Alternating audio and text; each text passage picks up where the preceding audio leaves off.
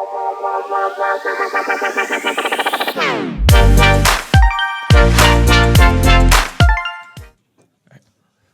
right, welcome back. We pretty much kind of already talked about this, but we had a fire alarm situation go off, so we're just pretty much going to be like re-talking about some of the stuff. You guys don't know that, though, so just, yeah. Anyway, lots of chaos on Friday and Saturday, a lot of movement in the AP poll. Some movement I don't think either of us really like, and there's some movements that's like, okay. Like, where do we want to start with the AP poll today? Should we start in the Big Ten? Yeah, let's go Big Ten. Okay. I'll start with Penn State. I think being number 3 and just being the third best team in the country, I don't really think that's fair. I mean, I said it a bunch of times a few weeks ago that I'm not a really big believer in Penn State after the Bowling Green win.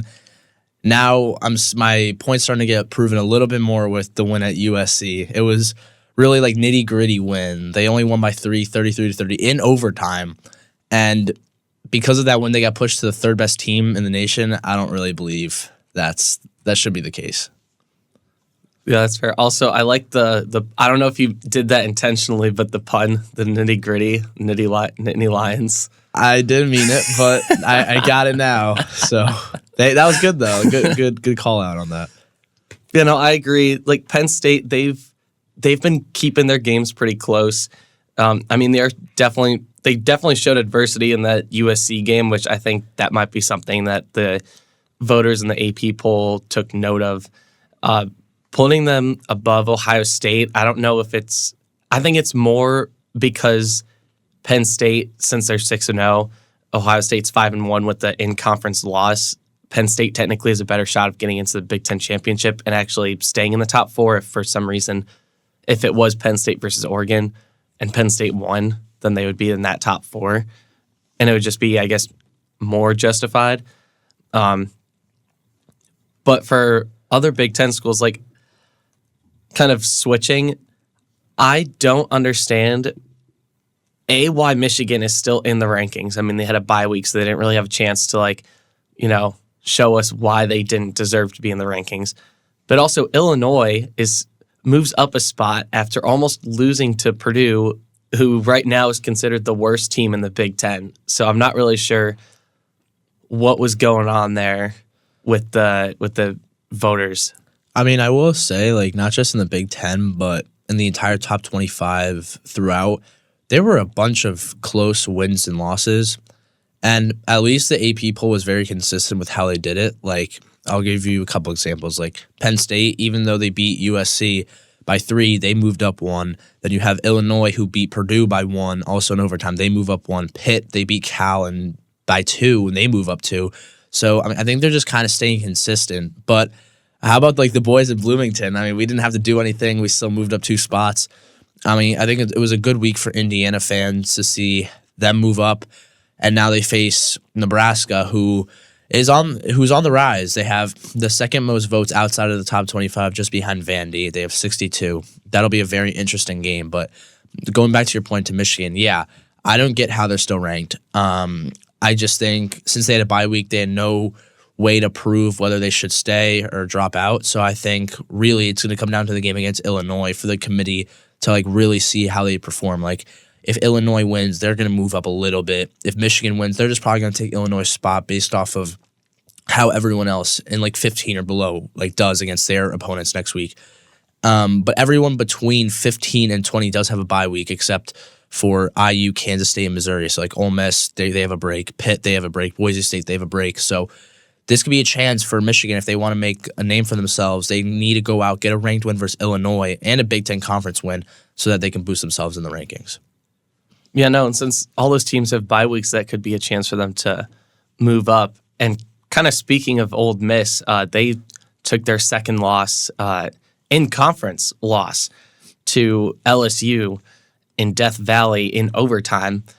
They moved down 9 spots. They're 18th right now. So I think the bye week for them is going to be huge because that's going to give them a chance to kind of recuperate, get it back together, and then figure out a way to win on the road.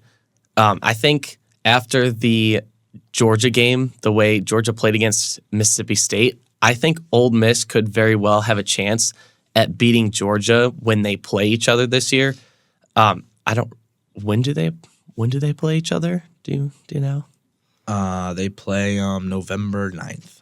Oh, so that's pretty soon. So I think when they play each other, I think that Ole Miss could very well get the better of Georgia just because Georgia's looked sloppy, at least for their standards, especially, since within the 2020s, they've won 2 national championships in a row, so the standard over there is obviously high. They always have high expectations. I mean, same thing with Alabama. And speaking of which, they've barely eked out a win against South Carolina.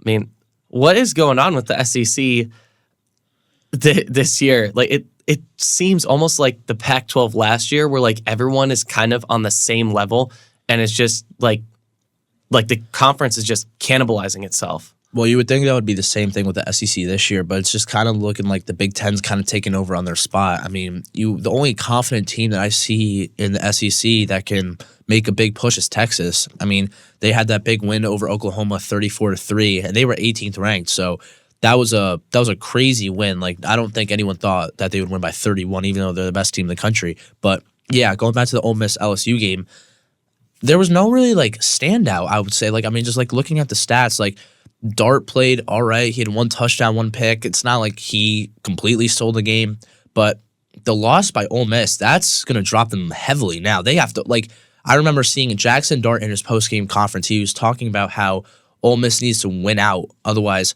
there's no chance they're in the running for anything, because now in the SEC standings, they're 1-2 in the conference. So they are behind a lot of teams like Tennessee, Bama, LSU, Texas A&M, who's 3-0. So Ole Miss, they have got to win out. And like you said, the game against Georgia, that's going to be a huge one to try and get themselves back in it. That's their only other ranked game that they play for the rest of the year besides Oklahoma, which they're not anymore, but they were. So I think Ole Miss is in a lot of trouble here because they came in as, the 6th ranked team, I think?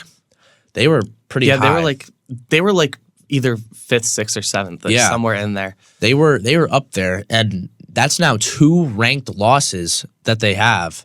Or no. I was looking at LSU's schedule.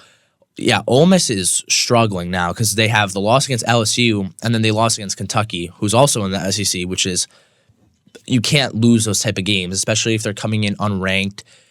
You just can't lose those. So Ole Miss is in a lot of trouble. But for LSU's looking good right now. I mean, obviously, they're 2-0 in the SEC, so they still have a flexibility game if they need to lose one. And their schedule's a lot harder than Ole Miss's. They still have A&M, who's been on fire, Bama, and then Oklahoma to close out the season, which is going to be a crazy game. But LSU winning that game, it kind of gives them some leverage in case teams like A&M, who obviously isn't as strong as like the big dogs with Texas, Georgia, and Bama, but they're 3-0 in the conference, so that's kind of good for them. But yeah, for LSU, they gotta have a couple of these ranked games, otherwise their chances are also going to start to fade later in the year. Yeah, I agree. I think LSU, the past either 2 or 3 years that Brian Kelly's been coaching there's been like this triangle, like you know how like with the Dallas Cowboys, there's the star of, I call it the star of disappointment, but it's like their life cycle of the season. And LSU has like a triangle where like they lose the season opener, then they go and win, basically just win out the remainder of their schedule. Then they go either to the SEC championship game or lose like the last game before then. And then like, I guess with the 14 playoff, they would miss the playoff. But that third point on the triangle could very well change. But kind of going back to the Ole Miss, when Jackson Dart was saying the press, like when he was talking in the press conference, how they had to win out the remainder of their schedule. Yeah. He came out and he looked like Anakin Skywalker. Yeah. Like he had like his hood up and he was just like, we got to win out. he was like very, like he clearly was upset about that loss. And I mean, who wouldn't be? Like that was a very close game. But yeah, the SEC is gonna there was a point in the year where it was going to be pretty easy to predict who was going to be in the SEC championship. Like there was pretty much 3 teams that everyone had on our mind, like that we all had on our minds, and it was Texas, Georgia, and Bama. But now, like with LSU being undefeated in the conference and Texas A&M being undefeated in the conference, it completely opens the door for a lot more possibilities of who can play in that championship game. And also just keep in mind, like, we're only halfway through the season too. So there's still a lot more in-conference games to be played. So really anything can happen. So like I've said it for the past couple of weeks, like our ranking or our projections, they're not really going to matter until we're like 2 weeks, 1 week out. But it's just like a kind of just like what we think based off of how we think the rest of the season is going to play out for all these teams. But yeah, like speaking of Bama, like they have 3 ranked games in a row. They're going to Tennessee, hosting Missouri, then going back to LSU. That's going to be a tough 3-game span right there. So Alabama's really going to be tested right now. And they're 5th in the SEC. They're 2-1 in the conference. So they don't have that leverage game that Texas A&M, LSU, and Texas all have. So they've got to win. Like they need to win at least 2 of these games, if not all, because that loss to Vandy, that's really going to hurt them. But I will say, for the good side of Alabama, they do have one of the best wins of the season so far with Georgia. So I think it's not completely over for them, but they've got to win 2, if not 3 of these games. Yeah, and kind of speaking of Bama, I saw that Kalen DeBoer was talking about the noise level or the decibel level in Tennessee Stadium, and he basically said that in Neyland Stadium, it's not going to be too loud. And since he coached at Washington, like he knows what loud is. And I think that might get Tennessee re-fired up like the way they were at the beginning of the year, because the past 2 weeks, they've just looked like a deer in the headlights, like especially on the offensive end of the ball. Like they just have not been producing the same way that they have been. But now I think with these remarks from Kalen DeBoer in Alabama, they're definitely going to want to go out and win it at home. And I mean, just like Alabama, like this is a much needed win for Tennessee as well, because they're also 2-1 in the conference. So if Tennessee wants to keep their playoff hopes alive, they have to beat Alabama. And I'll tell you too, like just looking at the stats of Alabama, the reason why their games are either super close or they're losing is because of Jalen Milroe's rushing yards. Like South Carolina and Vandy have limited him to extreme ends. Like they haven't let him go at all. I mean, yeah, he had 2 rushing touchdowns against South Carolina, but the yards weren't there at all. He had 18 carries for 36 yards. That's 2 yards a carry. But then when you go look at the Georgia game, he had over 110 rushing yards. Like, that's a big factor in Alabama's offense. And you can kind of see sometimes, like, the design runs, the RPOs that they have, like, the way they maneuver Jalen. But it just hasn't been there the past couple of weeks. And I think that's why when you make the point of them being like a deer in headlights, that's kind of the reason why. And that's the reason why he was like a Heisman front runner, because he was looking like a running back and quarterback out there. Like, you don't really see it. It's like a two-faced player. But that's why he's kind of slid out of that like sheet of Heisman frontrunners, because his rushing game just hasn't been there. And I think when you have these next 3 ranked games, Tennessee, Missouri, and LSU, they're going to go back and look at these games against Vandy and South Carolina and see, oh, how were they able to limit Jalen Milroe's rushing? Because that's clearly the way that they're pulling out games. If they can limit that, they're going to get some big chances to win compared to Jalen Milroe running all over the field. Yeah, I agree. I think Alabama, I think after the Georgia game, I'm sure all the SEC teams were watching that game, or whether it was live or they watched it on film to try to figure out how to stop the rush, because Georgia couldn't do it. So they were probably looking at what did Georgia do wrong, or maybe because Alabama also has good wide receiver weapons that Milroe can throw to. So he can run the ball and he can throw the ball. He's a very versatile quarterback. He's essentially he looks like he could be the next Lamar Jackson, possibly. But because Vandy and South Carolina have kind of figured out how to contain him a little bit more, I think these next few games for Alabama are just going to keep getting harder. Even though Missouri kind of had a little bit of a fall off after the Texas A&M. Like, they just got whooped by Texas A&M a couple weeks ago. But I still think Missouri, like, their defense is pretty competent. Like, they'd probably be able to figure out a way to contain Jalen Milroe and possibly sneak out a win. I mean, I would consider it a trap game just because Missouri's 19 and Bama's 7. Like, they're pretty far apart in the rankings. But yeah, no, I think Bama's got to be really careful with their next few games and make sure that, like, because in some of those losses in close games that they've had, like, Milroe's had turnovers. Like, he's had like 1 or 2 interceptions in some of those like big games, but they come at like key moments in the game that pretty much determine the outcome. So I think they're really going to have to make sure, like, to keep the even though like there's not a lot of turnovers, they just got to make sure that like they keep that number at 0 or like as little as they possibly can.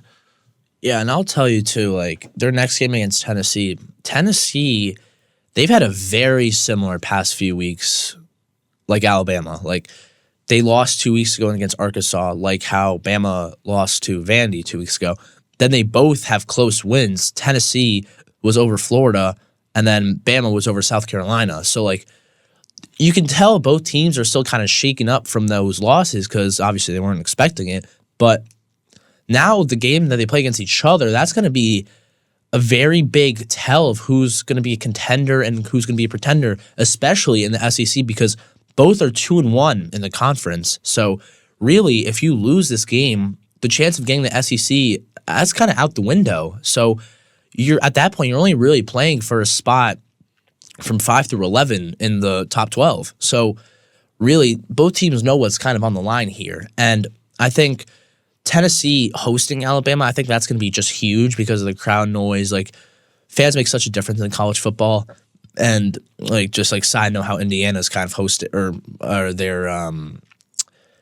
they're sold out for their next game against Nebraska, which we can get into later. But yeah, Tennessee hosting Alabama, that's going to be a rough game for Alabama to come into and win. Like, I think Tennessee, they know what's on the line. I don't know, they haven't been in like the top 4 in a while. So I think Tennessee wants to try and edge this out. And Florida, that was kind of a scary win. And it's not a good sign when you're beating unranked teams by one score. So or less. Yeah, they just won by 6 points. But yeah, for Tennessee, they have Alabama and Georgia later in the season. So it's not as hard as Alabama's schedule, but Tennessee, they don't have many ranked games left, so they got to be able to win these games. Yeah, I agree. And I think kind of going back to the crowd noise, for the Ohio State-Oregon game, like, Ohio State was like making all kinds of jokes about how like Oregon's field is like a practice field and how like it's not loud at all or whatever. And then all of a sudden they go into Oregon and there was all kinds of pictures of Ohio State fans in there plugging their ears. There was a picture of the decibel level. I think it got up to 129 decibels, which is insanely loud. So that, like, I mean, I kind of made this point earlier with Kalen DeBoer's remarks, but that's really going to get the fans of Tennessee fired up before this game, and it's going to be even louder than I think Alabama's going to anticipate. And Missouri kind of faced the same thing because they made similar remarks about Texas A&M Stadium, and then all of a sudden they're calling timeouts because the quarterback and coach can't communicate effectively with each other. So I think for Tennessee, this is a really great opportunity for them to get back to their form, like to get back to top 10 form, the way they were at the beginning of the year. But if they lose, then like I think their season's over. Yeah, and like just going back, or like we can kind of switch over to the Big Ten now, and like you're talking about Ohio State, Oregon. That game was electric, and the stats kind of showed just how close it really was. Like in the first half, they were scoring left and right. It was 21-22 going into half, and then it was tied 10-10 in the second half. like Dylan Gabriel and Will Howard, they had very similar stat lines. Like Gabriel had 341 and 2 touchdowns. Howard had 326 and 2 touchdowns. Neither of them had interceptions.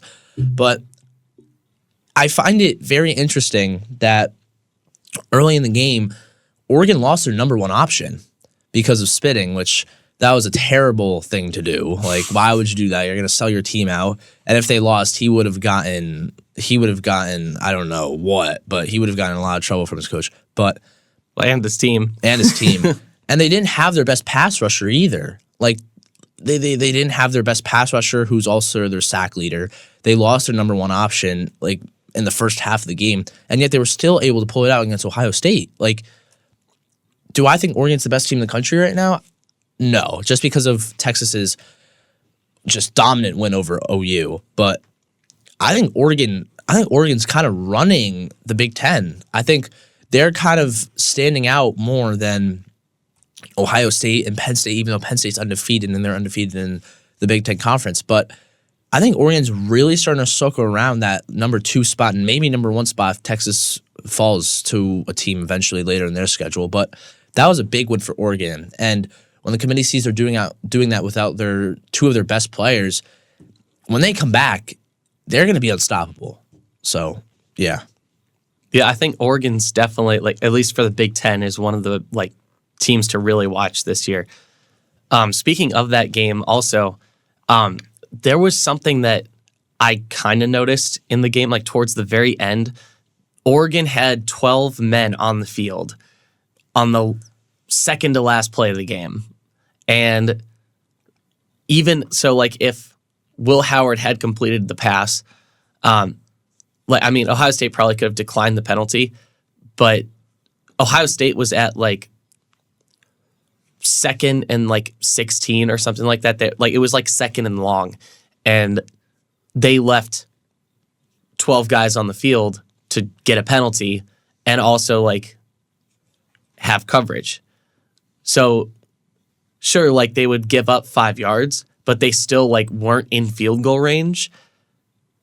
And it also ran time off the clock. So I think that really speaks to Dan Lanning as a coach and how, like, tactical and smart that he is when he's playing these teams, like, in these like big time situations where it comes down to like a moment. Like, he's able to produce those moments and win the game. Like, he's able to win those big games. And I mean, especially after that, like, I think he is one of, if not the best coaches right now in the Big Ten. I just don't know who else could really be close. I mean, obviously, I think Cignetti's up there, but they were also both from the Saban tree of coaching. They both used to coach together at one point. So I think it says a lot also about Nick Saban as a coach, not only as a coach, but as a mentor to these other coaches that are in college football. Yeah, Saban's obviously the GOAT of coaches, and I think you can kind of see that with who he was a mentor to. But yeah, sticking with that like last drive, like, I found that really interesting. And yeah, give credit to Lanning, who kind of just like set that up, and it looks like they were doing it on purpose. Like, they were all ready to go, and then they got the 5 yards. But the last play of the game, I find that very interesting because you talk about like the Cowboys and LSU.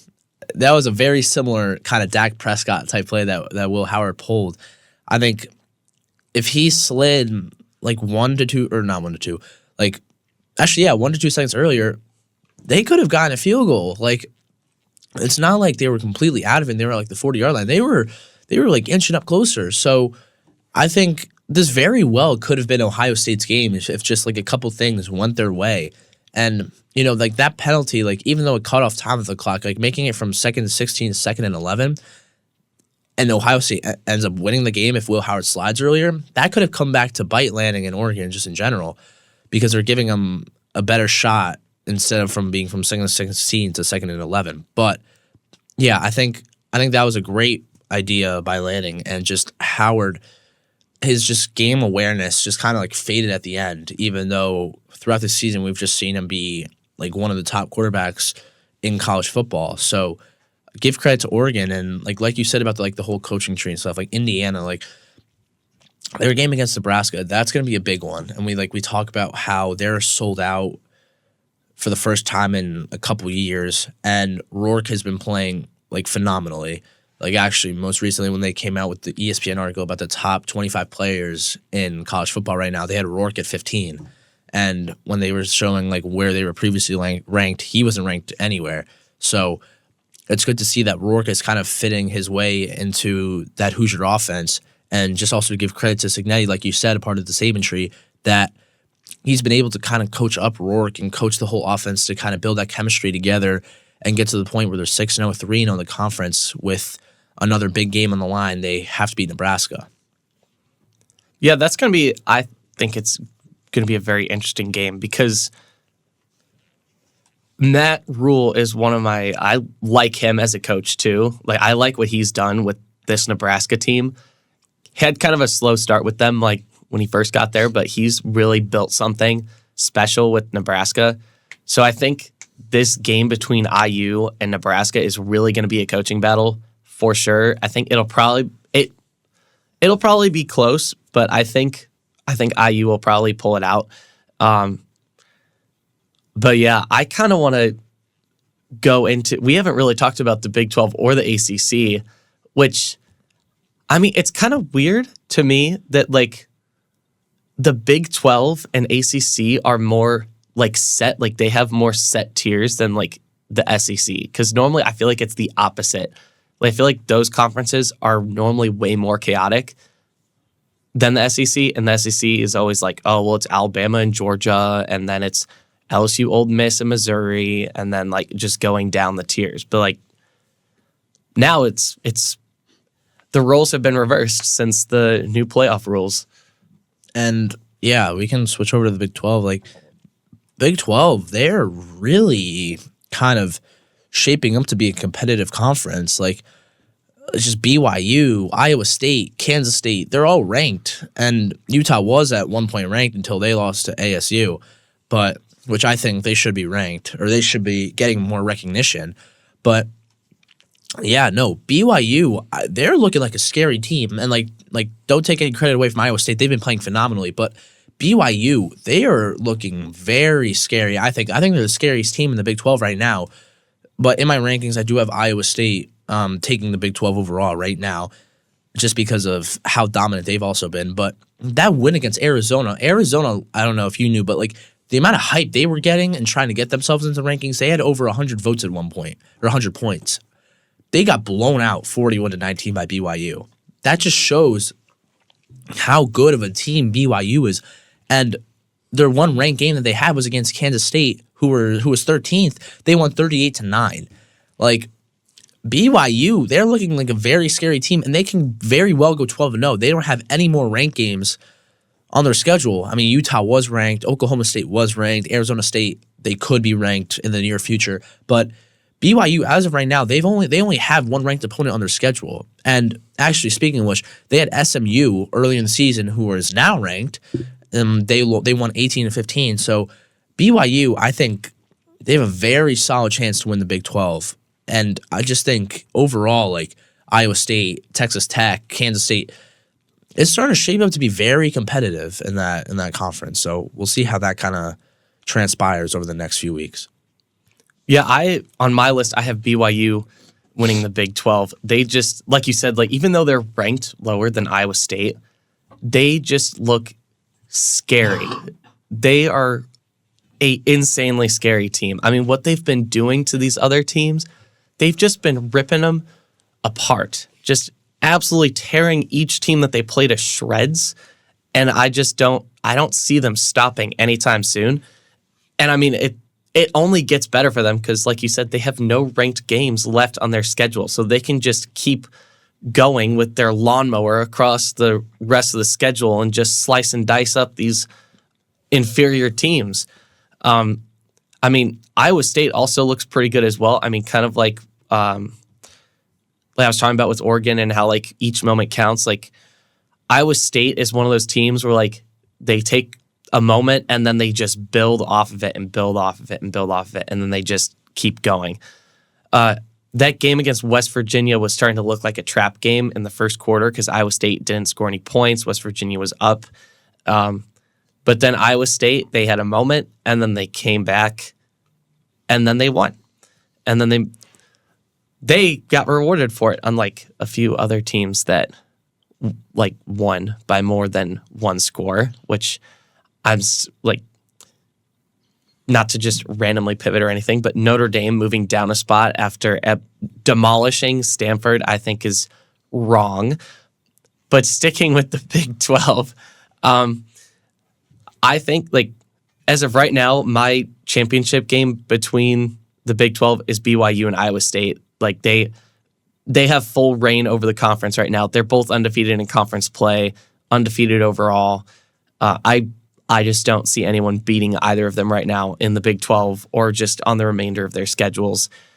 Kansas State could be a dark horse for that championship game, but right now, because Kansas State has an in-conference loss to BYU, they kind of have to win out their schedule, but they also have to hope that BYU or Iowa State slips up somewhere along the way and loses a game or two, so that way they can make it into that game.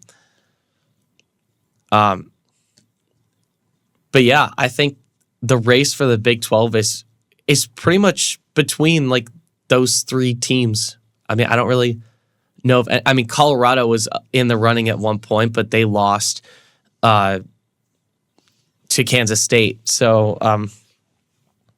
I mean, I guess they're kind of in the running as well because that's their only in-conference loss, isn't it? Yeah, so Colorado is kind of still in the running, but I don't know. I feel like they're too reliant on Travis Hunter to, like, just because, like, as the year goes on, since Travis Hunter plays two positions, he's going to tire out a little bit quicker. So it's, in my mind, it's going to be a lot harder for Colorado to make it to that championship game than it is for, like, a team like Kansas State. And, yeah, like you said, like with the three big dogs in the Big 12, like Kansas State, BYU, Iowa State, I think those are clearly the big three. And like, don't count out Texas Tech because they can always do something too. They're 3-0 in the conference. But for Kansas State, they just beat Colorado, like you said, 31-28. And I think that was the biggest game in the Big 12 so far that they're like up to this point. I mean, they had a game that they had to go to in Colorado. Atmosphere is going to be tough, even though they lost Travis Hunter. They were able to pull out a win. Like that Colorado fan base, they're very loud. It makes it hard for a team to come in and just in the altitude and just play the way that they normally play. But Kansas State, they came in there, they won. But sticking with like the standings and stuff and everything, like you talk about, like who can make the Big 12 game and just all of that, like Kansas State, they don't have any more ranked games either until they play Iowa State as their last game of the season, which if all three teams went out, which is starting to look more and more likely every week with how they're performing, that could be the game that says who gets that second spot with BYU into the Big 12 game. So I think Kansas State, they're still very well in the running as long as they win out and beat Iowa State at the last game of the season, which Iowa State, like, they're 6-0, don't get me wrong, but the games they've been playing, like, it's been close. Like, West Virginia 28-16, they had Iowa 20-19. Like, there haven't been those, like, wow wins, if you know what I'm, like, mean. Like, there hasn't been, like, a major blowout besides, like, the Arkansas State game where they won 52-7. Like, I kind of want to see more of that from Iowa State, but I think just overall, I just think Iowa State, like, they've kind of proven themselves, and I think that's the reason why I'm kind of taking them so far in the Big 12. Like, I think anything can happen, and if they beat Kansas State, which is why I have them winning the Big 12, I think that momentum can kind of carry on and beat BYU in the Big 12. That's just my opinion, though. I think anything can really happen. I think all three teams have to win out for that scenario to even get to that point. But yeah, I think the Big 12 is still wide open. Yeah, I do too. That game, that Iowa State versus Kansas State game, that will probably be the biggest game of the year, and that could be, assuming that Texas Tech slips up in their schedule somewhere, because if Kansas State beats Iowa State, then Texas Tech is going to take that second spot if they are undefeated. But if they are not undefeated and Kansas State beats Iowa State, that could be Kansas State's little gateway into that Big 12 championship game, because both will be one-loss teams, but Kansas State would have beaten Iowa State, so that would technically be like that tiebreaker, essentially, for Kansas State to make it to that game and get a rematch against BYU, which I'm sure they probably want after how they played against them last time. But kind of switching over to the ACC, I mean, we've pretty much talked about like how like Miami and Clemson are clearly the top two. Like they're the two big dogs of that conference. I kind of want to talk a little bit about SMU and Pitt. SMU being they're 5-1 right now. Pitt is they're 20th in the rankings, but they are undefeated right now. Both of these ACC teams have been kind of flying under the radar. Like they're hanging around. And I'm wondering, because I think Pitt and SMU play either Clemson or Miami at some point later this year. I don't know when, but they're going to be playing each other at some point later this year. I'm very curious to figure out whether or not, like, what would happen if Pitt or SMU was able to upset Miami or Clemson.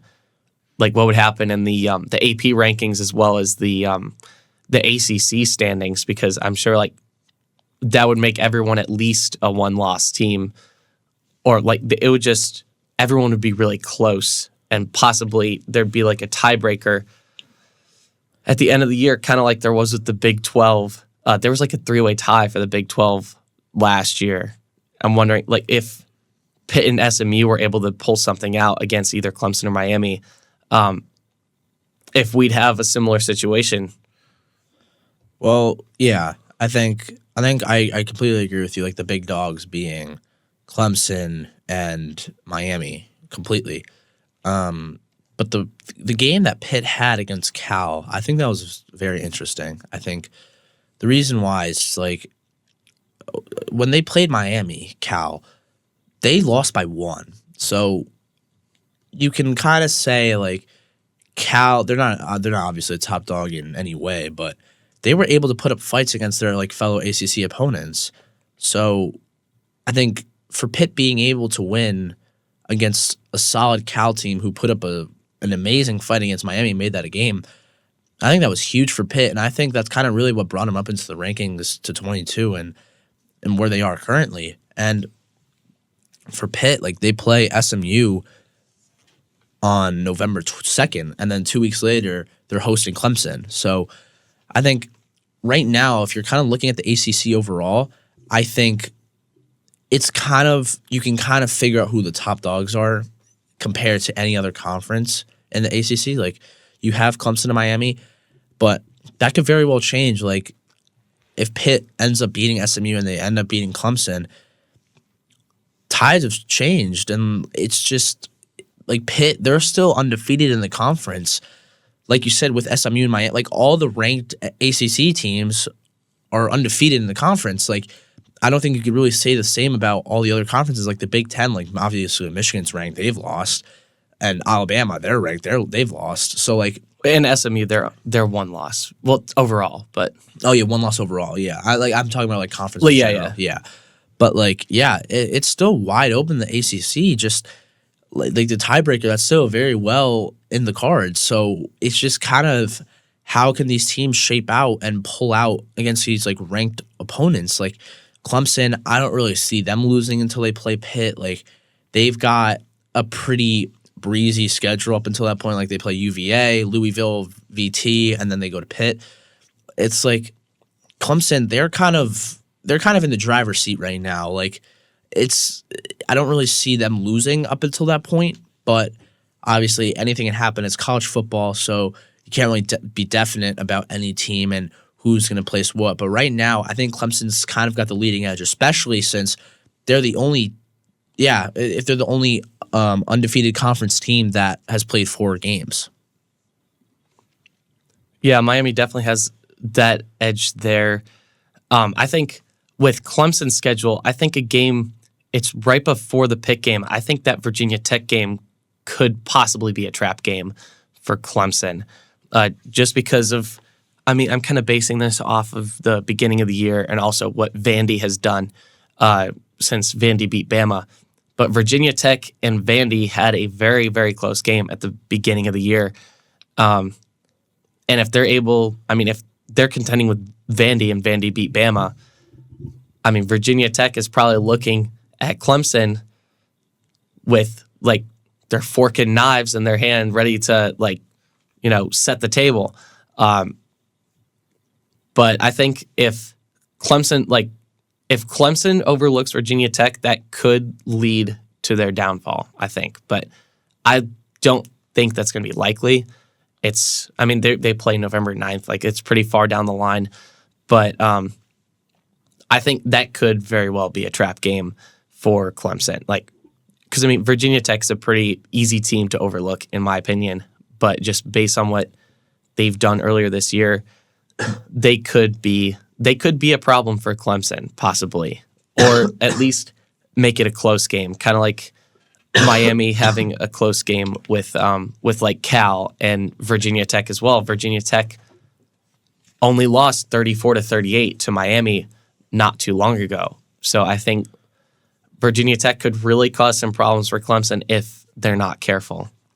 Yeah, and sorry about my coughing. I've just been sick over the weekend, but yeah, no, Virginia Tech, it's a hard atmosphere to play in. The fans, the pregame stuff, it's electrifying in that atmosphere. And the games that Virginia Tech have played, they lost to Vandy at Vandy 34-27, and going back, Alabama, they weren't able to pull it out either. So the fact that Virginia Tech was kind of able to stay within 7 is pretty impressive. And then Miami, they went to Miami and they lost by 4. So Virginia Tech, even though they're 3-3 and 1-1 in the conference, they're still one of those teams that could spoil other ACC teams' seasons. They're not playing to win the conference or to make the playoffs this year. They are playing to be spoiler. And I think there's a chance that they can really spoil Clemson's season and give Pitt, Miami, and SMU a chance to go on that upcharge. Keep in mind, Clemson's already 5-1 because of the beating they took by Georgia.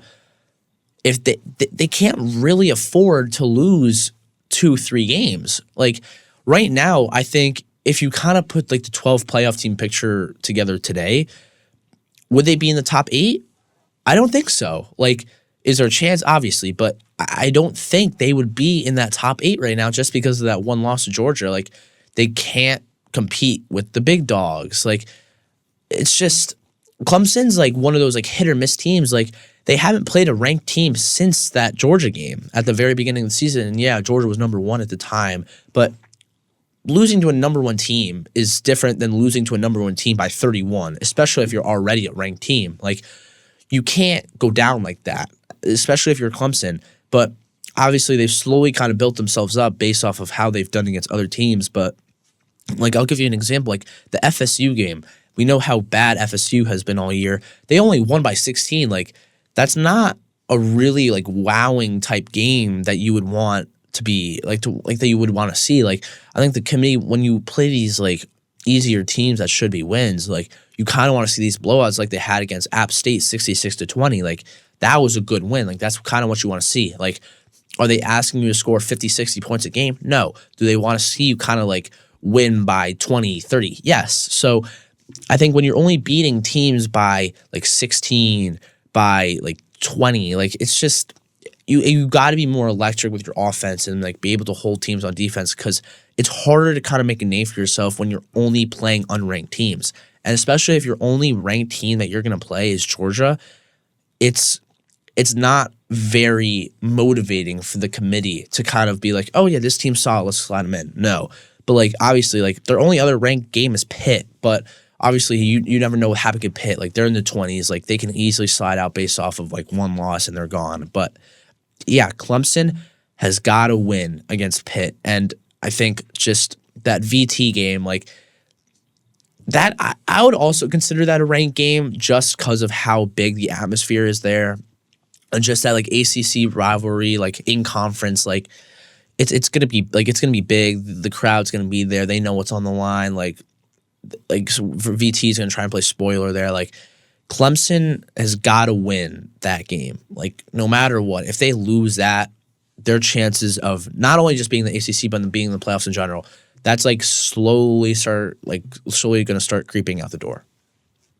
Yeah, I agree. And I mean, especially just comparing Clemson and Miami's schedules, Miami definitely has the easier schedule to close out the year. They play Louisville next, actually this weekend. Then they play FSU, which will be like, I mean, if Miami destroys SMU the way Clemson could not, I think that'll put Miami in a completely different tier than Clemson. They would probably be like undisputed, like going to ACC championship game, no question. Then they play Duke, which they started off strong, but they've kind of puttered out. Then they play Georgia Tech, who was ranked at the beginning of the year, but they also kind of puttered out. Then they play Wake Forest, who Clemson completely destroyed, and then they end the year against Syracuse. Syracuse could be a trap game just because it's just because you've got Kyle McCord in there and he fits well in that system. But at the same time, I think Miami is just going to be too much for at least the Syracuse defense to be able to handle. That should be a very winnable game for Miami. But I think that is probably going to be their toughest or second toughest game on the schedule. Louisville is kind of up there as well. But after they play Louisville, their schedule is pretty easy for the most part, unlike Clemson. But yeah, the ACC is going to be pretty interesting this year. Who does Notre Dame play? Oh yeah, Notre Dame plays Georgia Tech tomorrow. I kind of want to talk a little bit about Notre Dame because I'm still very salty about them moving down a spot after beating Stanford the way that they did. But yeah, because like now Notre Dame finally like actually looks like the Notre Dame that we all know, like where they're operating well on both ends of the ball and they're destroying teams the way like that's what they're supposed to be doing. So I like them being ranked below like Tennessee, who has played really bad the past couple of weeks. I mean, Clemson, who, I mean, like you said, like they haven't really played any ranked teams besides Georgia, and that Georgia win looks worse and worse as the weeks go on because they lose to Bama. Bama's playing poorly. Georgia's played poorly since losing to Alabama. Like I think Notre Dame probably should be in that 10 spot below Iowa State in my mind, especially like since they won and in the fashion that they won. Well, I'll tell you, just like I was shocked when I first saw that too, but now that I think more about it, I think it's actually pretty fair. And like for LSU, they beat Ole Miss, and Ole Miss, they're a high-ranked team. So going from 13 to 8, it may seem like a stretch, but do I think Notre Dame should be 8? No. So yeah, I think that was a fair movement. That's fine. I think the only team that could really be below them is Tennessee. I think even though Alabama, they're very shaky and everyone's kind of talking about them, they shouldn't be number 7. I don't think they should be either, but should they be as low as 12, 13? No. I think they should still be creeping around like the top 10 area, maybe around like where Clemson is. But I think Notre Dame should have stayed the same. I think the only thing I would change for Notre Dame is just swapping Notre Dame and Tennessee. But besides that, I think it's actually pretty fair. Like I think LSU definitely deserves to move up. I think they should be number 9. I think Iowa State should be 8 and Clemson could stay where they are. But yeah, no, like going back, like you could kind of see like the win, Stanford 49-7. Like even though it's Stanford, 42-point win, like that's a very big win. And obviously, like looking at the rest of the games from the ranked teams, like you don't see many of those blowouts like you would normally see from top 25 teams. Like The only like other like standout one that I kind of see is obviously the Texas-Oklahoma game. But no, yeah, I completely agree. Like when you see that down red arrow for a team that blew out another team by 42, it's just kind of like, whoa, like what happened there? But I kind of agree with where they're placed. I think they should be number 11 because Tennessee's win against Florida was very disgusting. I'll just use that word, but like it was very ugly, and I think Notre Dame could be swapped up to 11. But besides that, I think it's pretty fair, and I can understand why Notre Dame is where they are, even with the blowout win against Stanford. I mean, I think I would still like part of the reason why I would put Notre Dame above Clemson though is simply because I feel like a lot of people forget that Notre Dame beat Texas A&M at the beginning of the year at Texas A&M, and Texas A&M was ranked then. And where's in Texas A&M now? Where are they? They're 14th. They're right in there with Notre Dame. And Clemson, their one ranked team that they played was Georgia, and they got absolutely whooped. So I think, and that was also at the beginning of the year. So I think that in a sense should like that's one of the main things as to why I would at least put them above Clemson. I feel like it's also not, in my mind, it's not really too fair to like hang the NIU game over Notre Dame's head. I mean, sure, like that was a really bad loss. It was at home and everything.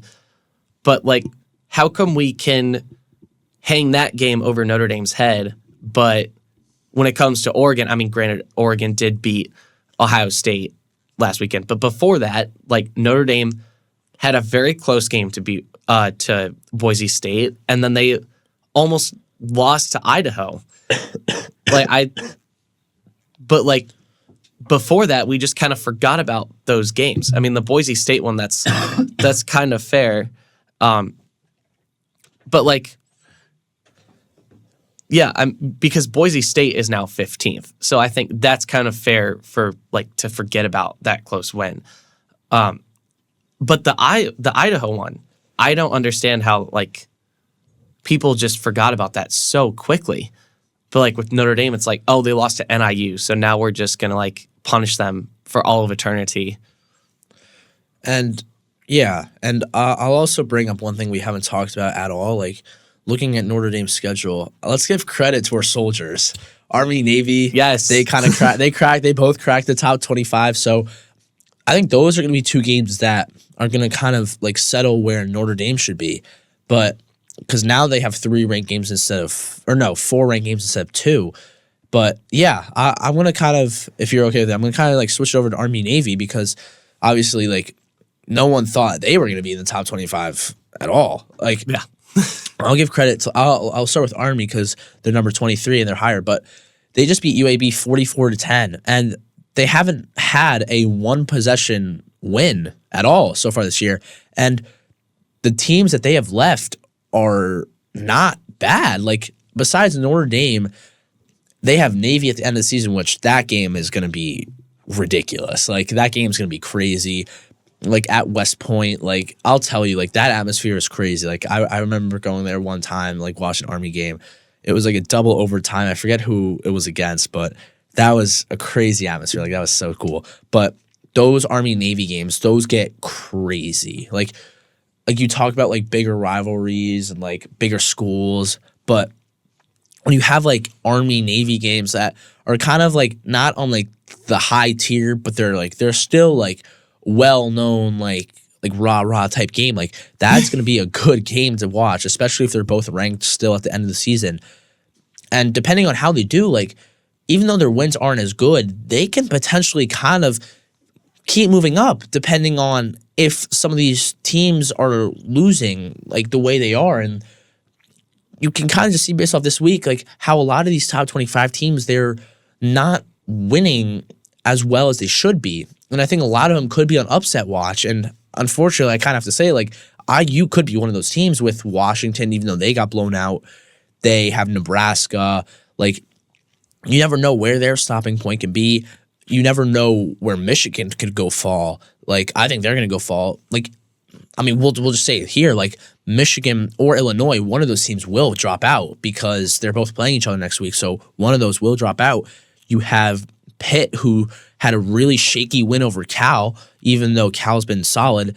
And then you have like other teams like Kansas State, who they're also solid, but they won by 3. Like, there's a lot of room for Army and Navy to move up based off their schedules. And now, like, kind of flipping it over to Navy, like, they have a very similar schedule. Like, Navy and Army, they both only have 2 more ranked games left on the season. Like, and they're both against each other, Army and Navy, and then Notre Dame. So I think it's very, very possible that one, if not both, can kind of slide their way in the top 12. Do I think it'll happen? No. Just I don't think the way that the committee will kind of look at their schedules and be like, oh, this doesn't really compare to like other like ACC, Big 10, Big 12 teams.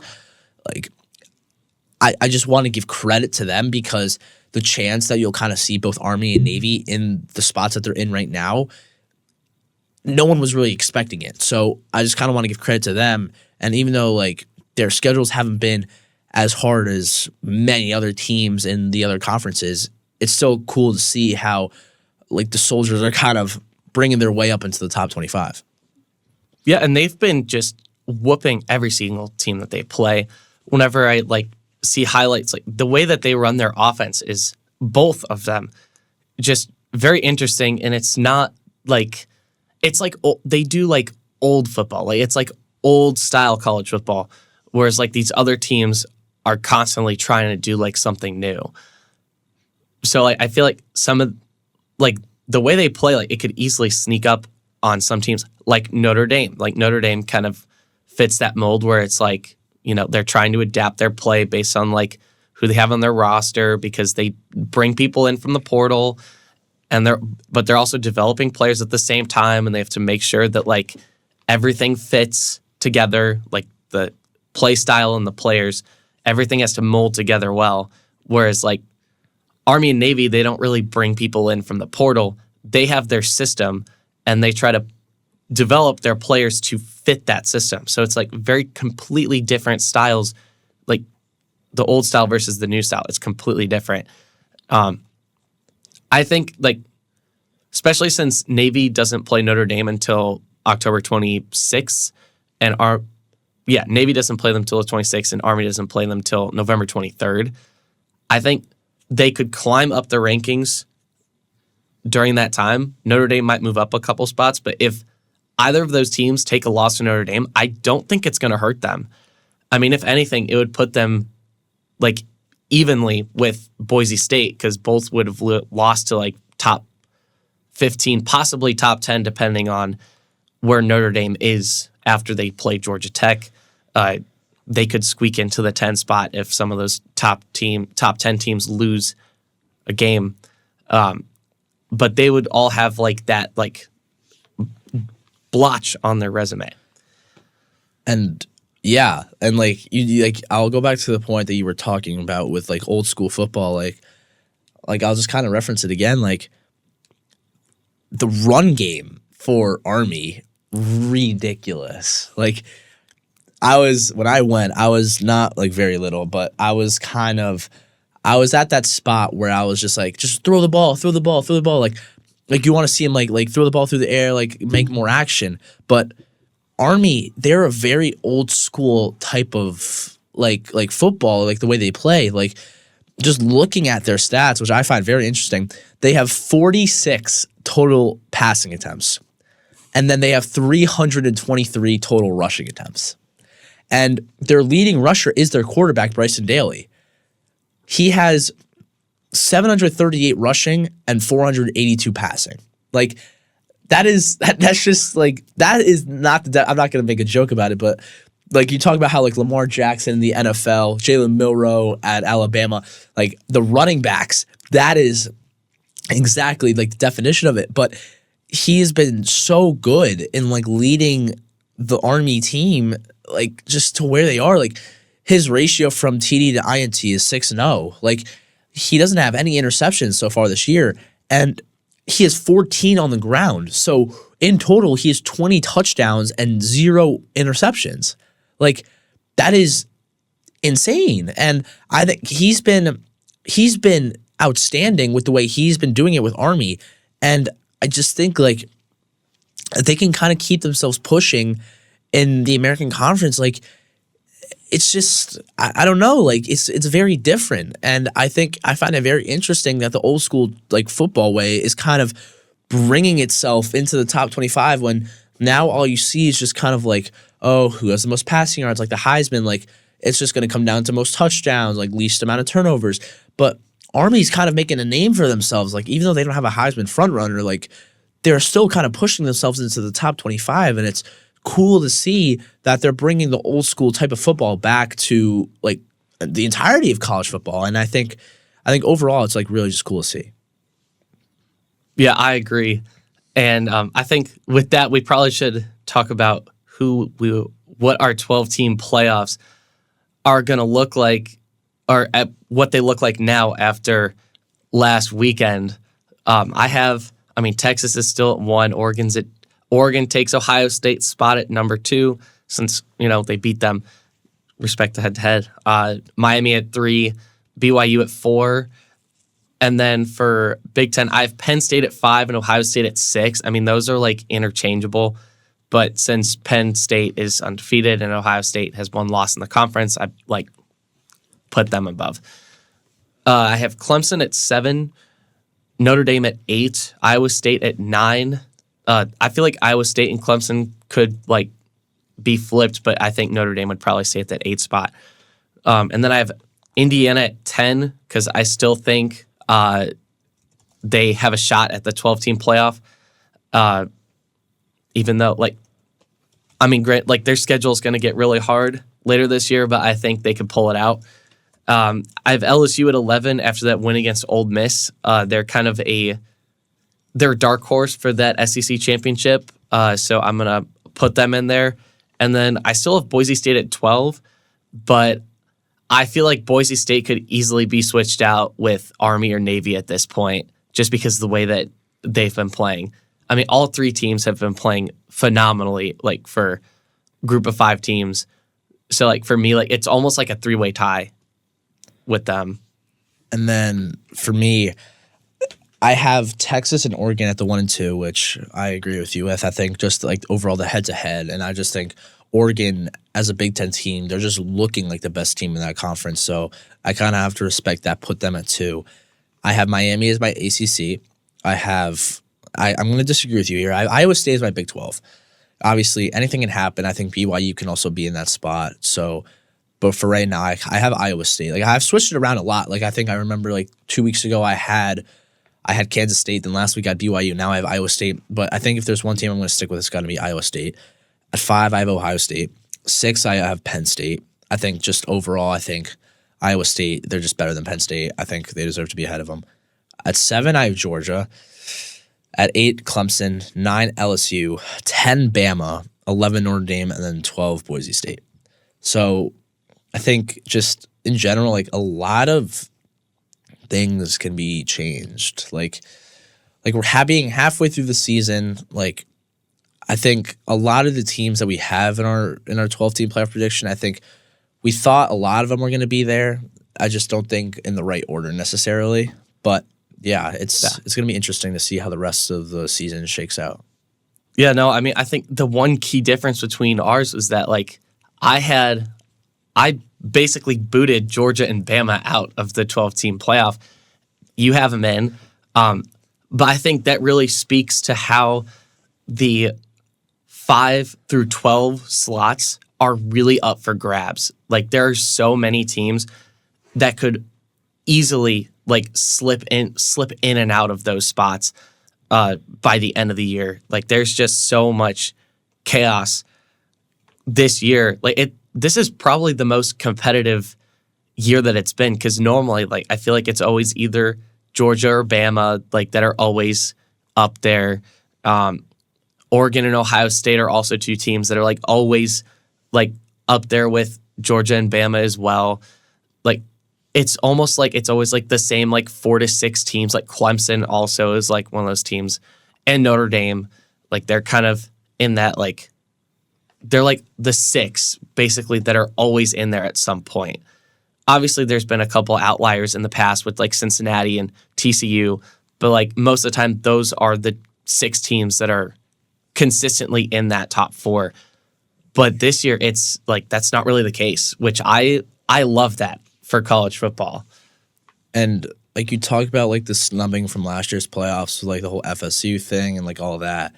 And I really like the 12-team playoff. And I think, like you said, like everything's up for grabs between that 5 to 12. Like who, like you never know. Like could Boise State lose, and that gives a chance for like Army or Navy to kind of make a name for themselves. Like it's still very wide open. Like, and I like it's cool to see like how our playoff projections they're like very different. Like I said, like you didn't have Bama or Georgia. Meanwhile, I had Georgia at 7, which I think it's still very well possible depending on how they play for the rest of the season. But yeah, just like everything's up for grabs, and I think like even not even just like the 5 through 12, like you could even just make an argument for like the top 4, like everything that I have, Texas, Oregon, Miami, and Ohio State, that could be replaced with it could be Bama, Ohio State, BYU, Clemson, BYU, Kansas State, even for the Big 12. Like everything could be changed just based off of one game. And obviously, I think